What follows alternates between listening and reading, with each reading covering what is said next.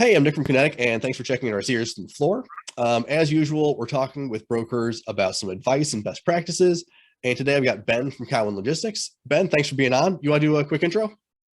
Absolutely. Yeah. Thanks for having me, Nick. My name's Ben Tschirgi. I'm the VP of Sales here at Cowan Logistics. Been in transportation since 2013, constantly learning and trying to figure this whole freight thing out. Perfect. All right, man. Today we're talking about a subject that you kind of brought up to me, and that's getting more out of your sales reps by asking less of them. So I guess I'll kick this over to you. What do you mean by that? So what I've kind of found, what we've kind of found over the last couple of years, we probably started doing our whole sales process, our whole sales program the way a lot of people do. There's a really big broker out there that I think a lot of people use as like for set up sales team. And usually there's the cradle to grave model, or there's the okay, we're going to have ops support and just have sales focused on sales. Problem with both is you run into issues on both sides.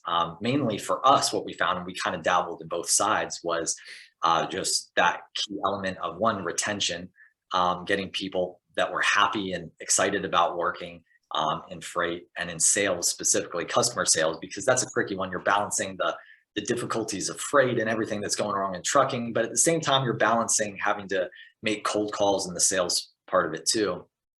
And then on the other side,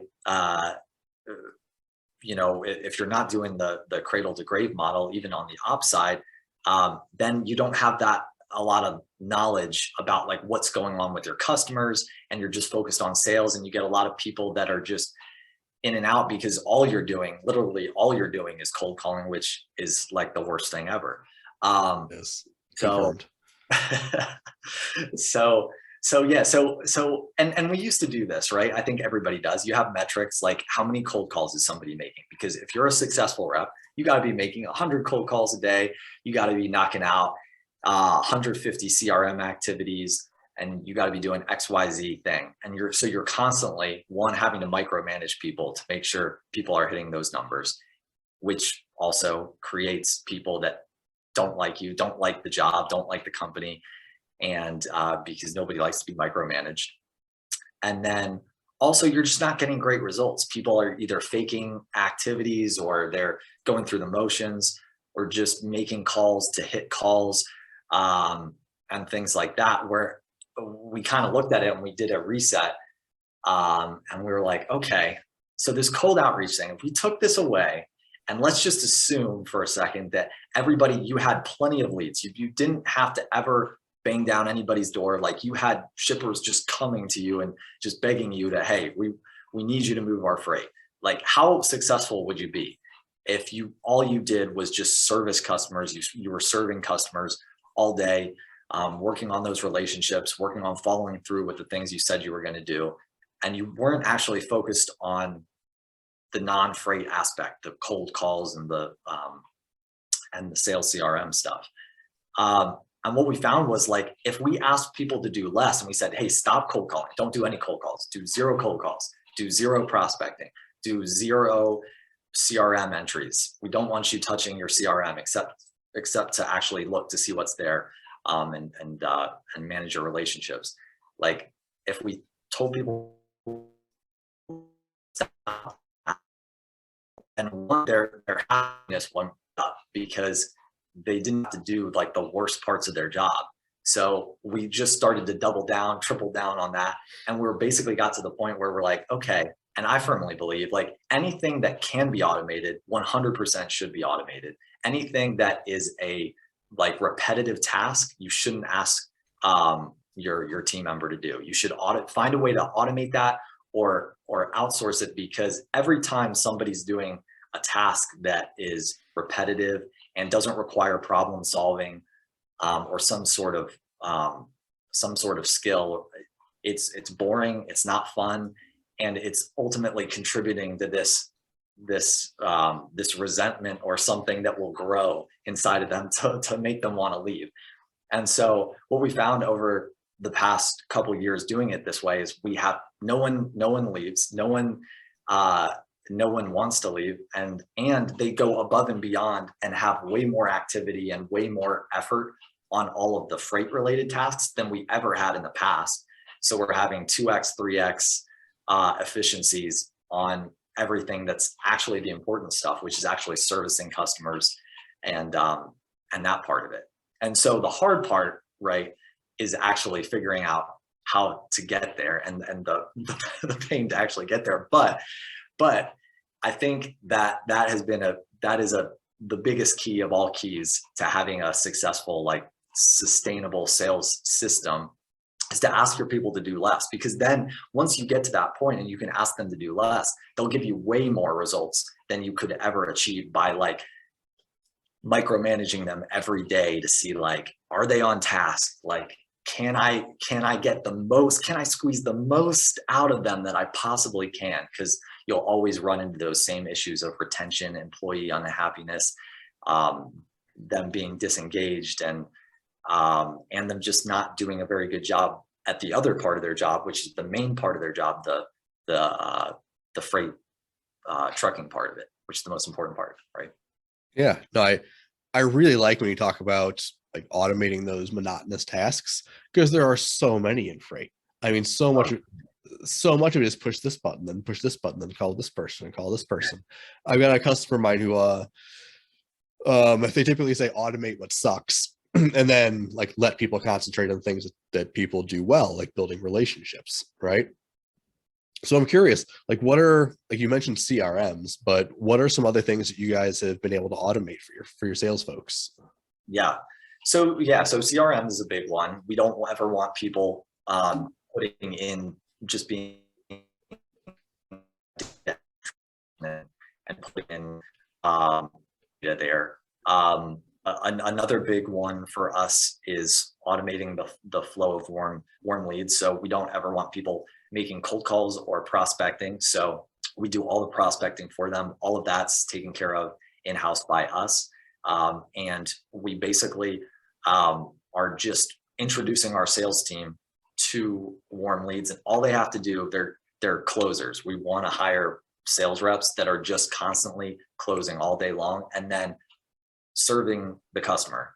And then beyond that, it's just a matter of kind of like rinse, repeat, and focus on those customer relationships, get referrals, focus on the customer relationships, get warm leads, focus on the customer relationships. And a big thing that I found too is, like, when you actually go down a path that's like a fun, exciting, new kind of adventure, like, see, like, okay, let's see, like, what all we can automate. Like, let's see what all we can do. Like, you'll have different people on your team that are like, oh, that's really exciting. Like, that's really cool. I'm into automation. Like, hey, have you thought about this tool? Or like, hey, I have an idea here. Like, a big thing that we've done is actually like challenging our team, everybody from sales reps to our intern team, to like, hey, if you have an idea, no matter how crazy, like, bring it to us. Let's see what we can do. Some of our best ideas has been from our interns, actually, of just bringing ideas to the table of, now that we've built different sales systems in different parts of our CRM, or different automations that they've totally developed themselves, just because they were like, I thought this was fun. So I was spending the weekend like going down a wormhole of YouTube videos on like this random marketing automation that I found. And so like a big part of our sales process, like, I have no idea how it works. I just know that like one of our interns thought it was cool, built it, and now we have this crazy tool that we can that we use. Right. Nice. Oh, that's interesting. Let me ask this: for brokers who like aren't as familiar with different automations and marketing automation, do you have any suggestions on where to go to learn about this kind of thing? Because, like, as an example, like 2 years ago, I knew nothing about marketing automations, and I've had to kind of scale myself up a little bit. What about you? Do you have any suggestions for folks? I really like startup podcasts. Like Mixergy is a good one. Like things where it's just like startups of like, when it's just like you and a computer, or like you and a co-founder, like, and hearing those stories of like how they work through problems. And I'll kind of like, you see at the episodes, like, which could be relevant to you. That's like a big one. And then you'll find out about tools or about processes uh, that people did to just automate things. Because when you're, I mean, when you're doing a startup, like you have to, right? Like you don't have a big team or different people that can do things for you. Like you have to automate from the beginning. You have to automate a bunch of stuff. So like that's a big one is like podcasts for startups. I feel you on that. Have you found success with automation like throughout multiple divisions in your company, or is it mostly focused on sales, or have you even automated things like back office support and carrier sales and like load entry and that kind of thing? Yeah, so I mean, we're always taking a look at that stuff too. For us, I think our like big reset has kind of started on the sales side in a lot of ways. I mean, so and that's definitely like the world that I live and breathe in. Like, Mhm. so like Yeah, I'm asking you stuff that's kind of outside of yeah, your I know. I one thing I would say is like load tracking is a big one that we've automated that I'm, you know, I mean, for many years it was always the problem of, right, like like how do we how do we track and trace all of these loads as we're growing? Like, you know, like we can't add more loads because we can't track and trace them all. And it was just like trying to, you know, figure out that problem of like, you know, how do we get better carrier adoption for our track and trace automation Mhm. and those tools, and get them to actually use the tools. Because it's one thing to like actually like discover these tools, and then it's another thing to actually like get your people to make sure that they're using them, and then get the carriers on board, get the drivers on board. Like that's a big task. So I know that's a big thing that we've worked on, and like improving those scores and those rates that we get that adoption out of my Yeah. world. But I know that's a big thing. Yeah. And I mean, like I talk to folks about different tech adoption all the time. So I guess I kind of round this out by asking you the question. In terms of the folks that you manage, are there any like tips or tricks that you've used to get people on board with the various automations, or has it just kind of fallen into place for you? Oh yeah, definitely not falling into place. No, never does.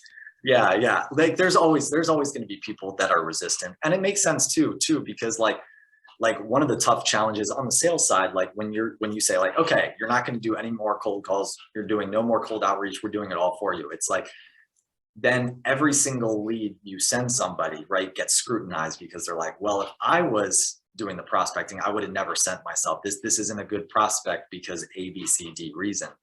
And so like it right off the bat, like if I could do it over again, right, I would start from scratch before we had anybody, and that all they know is getting warm leads from this sales machine, right? This customer referral machine. Like trying to get people on board is a challenge. Now, I will say, like over time, like we've made it work. It's kind of like it's not an overnight thing. Like you try to get people on board, and like you do kind of have to bend the rules. At least that's the way I've done it. Like for certain people, or like, you know, there's no one size fits all box for everybody for everything. So like, you know, for a lot of our reps that have been here for a long time, like we have different rules and we have different things in place for those people. But what's great and what's exciting is when you get people in and you get these new classes that all they know is this process, then that problem disappears, and it's like amazing. So yeah, there's no easy way to do that. I don't know. I'm still searching for that answer, but I'm kind of glad we're past that point. Right. Yeah. No, and I'm glad you give people kind of that flexibility, because like I know folks who do what I call the forced adoption approach. And while it might be effective, it definitely alienates some people in the process. And it can be an unpleasant process. You kind of have to like prove, like you have to prove that it's worthwhile, right? Like you can tell somebody it's the greatest thing ever, and most sales reps are gonna be like, okay, sure, yeah. But if you show them, if you like Mhm. prove to them, and like you go, like the first probably 60, 90 days are the hardest, because you really have to prove that this is what 10 times better than what you were doing before, and here's why. And I'm going to prove to you why that's the case, like every day.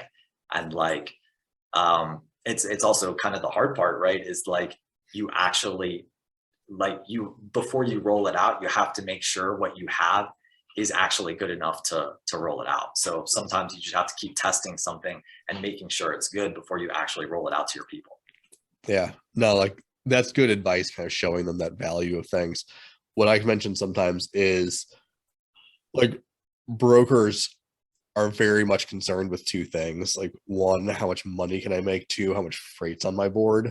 So when I talk to like individual brokers about the reasons for tech adoption, it's oftentimes, well, it's going to save you 10 minutes a day. And that 10 minutes a day, you can book an extra 2 trucks, and at like $200 in margin a truck, you're going to make this much every day. And they're like, oh, $200 a day, who cares? And then you break it over the course of like a week, a month, a year, and they're like, oh my God, am I going to make how much more money this year? Sign me up. But then it actually has to do that. Right. Yeah. No, Yeah. totally. Yeah. I mean, that's a good point too, right? Yeah. You have to speak in like the language that they'll understand, but that makes sense to them. Right. Mm-hmm. Yeah, totally agree with that. All right, man. That was all great advice. I really appreciate you jumping on today. We're, like I said, intentionally keeping these short so folk actually listen to them, but they're complicated subjects. There's always more to learn. Ben, if someone wants to reach out, how do they do it? LinkedIn's the best way to reach me. So send me a connection request. Be happy to accept. All right. Thanks for being on, and I'm looking forward to seeing more from you and the group at Cowen. Thanks, Nick.